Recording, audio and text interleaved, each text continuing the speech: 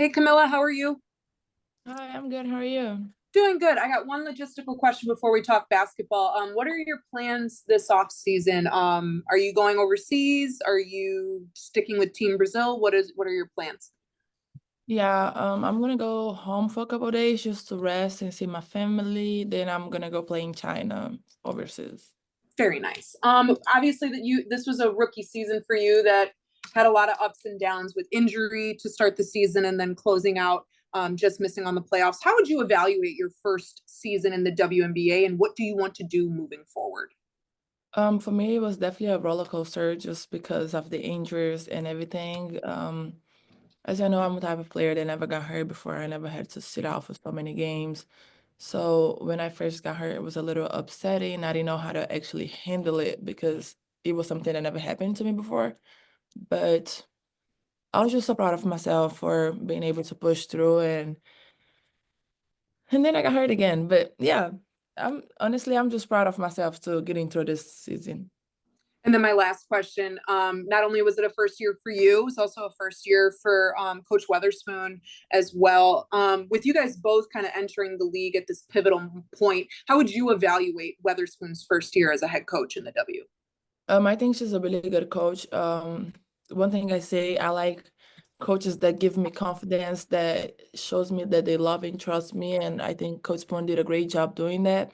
And I just love her as a person, as a coach. The energy that she brings is unmatched. So yeah, I'm just super proud of her first year, and excited for many more years to come.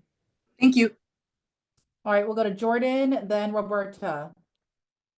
Hey Camilla, how you doing today? I'm good. How are you? I'm all right. So my first question relates to Coach Teaspoon. I guess just talk about what's been one of her many lessons or things that she's taught you that stuck out for you this season. I think the biggest thing she taught me was that we might be going through the storm, but at the end of the storm, we're always gonna find the rainbow. And I think that's something that happened to us throughout the whole season. Either it was people sick, injured, or whatever the case may be. So I think that was the biggest takeaway. And then my second question is, I guess just talk about what was your favorite part from this season, whether it was on the court or off the court. Just being able to be in the league and live my dream. It was a dream since I was 13, so I'm just so happy that I was able to be here and experience everything. Thank you. Roberta? Oi, Camila, tudo bem? Oi, tudo bem? Você podia falar só assim um pouquinho de como foi essa sua experiência de primeira temporada na WNBA? Então, pra mim foi uma experiência bem legal, muito boa. Não tem nem como falar que não foi boa, porque eu estou vivendo um sonho que eu sonhei desde os 14 anos. E claramente não saímos com o resultado que a gente queria, mas eu acho que todo mundo deu duro, damos o nosso máximo. E no final, onde a gente estava tentando chegar nas playoffs, aconteceu várias lesões, o que é. Infelizmente aconteceu várias lesões, mas eu estou muito feliz de tudo que eu conquistei, de como eu me representei na W. E você tem acompanhado os brasileiros te acompanhando? O que você tem a falar sobre o apoio dos brasileiros a você nessa temporada? Tô muito feliz, por todos os brasileiros que estão me acompanhando. Isso é muito importante para mim, porque mostra como o basquete feminino tá aumentando no Brasil. Ah, obrigada. Obrigada. Julia? Hey, Camilla, thanks for taking the time. You mentioned that you kind of struggled with just how to handle that injury throughout the season. What does that look like? Like behind the scenes, what did kind of that struggle look like for you, on the court, off the court? Um, Basically just being hurt, I was never hurt before, so having to deal with the trainers, having a doctor telling me I had to sit out for 4 weeks, that's everything was new to me, so I didn't want to do it, and I was giving everybody a hard time, but we was able to work it out. I did some PT. I was out for 4 weeks, and I think we did a great job together. With ups and downs. Sometimes I got into it with the trainers and the doctors, but like at the end of the day, everything worked out. Definitely. And then for your off-season plans, what led you to choose China as your off-season destination, and what is kind of like your checklist of things that you want to work on in the off-season? I think China has a great league. I try to watch the China league all the time. They really care about their post players, which is something that I also thought about it. But some things that I want to work in the off season, I would say just all around, like I want to get better at my defense. I want to be able to, if we guarding the ball screen and we have to switch, I want to be able to guard the guard. I want to be able to better time in my blocks and stuff like that. Offensively, just my biggest thing that I want to work on is just finishing around the rim. That's something that bothers me a lot, just like my shooting percentage. I try to like focus on that a little bit more.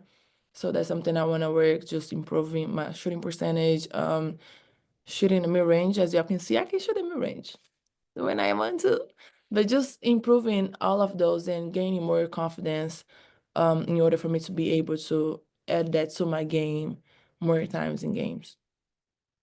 Thanks so much, Kamilla. Appreciate it. Thank you. Nathan? Hey, Kamilla, how are you? Hi, how are you? Good. As you prepare for China, what are some key things that you've learned from the veterans that you can build off of just to, implement against some of the competition over there? I would say just be yourself. I feel like that's something the vets taught me a lot. Just be yourself, embrace yourself, and embrace your game. Don't try to be like nobody else. Just go out there and do you, and do what you're capable to do the best. All right, thanks. We'll end with Steven and Akeem. Steven and Akeem. What's going on, Kamilla? How you doing? I'm good. How are you? I'm doing good. I just had one question for you.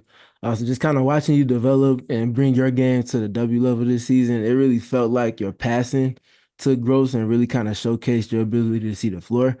I was wondering, what's your confidence level with your passing and how you've kind of seen the floor as a passer from the post this season?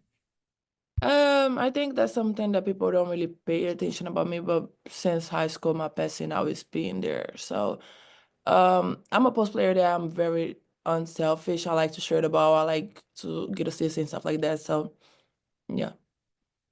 Appreciate you. We'll end with Akeem. Akeem Balin with BeyondTheW.com. Hopefully hopefully you're doing good and best of luck in China. Now that no problem.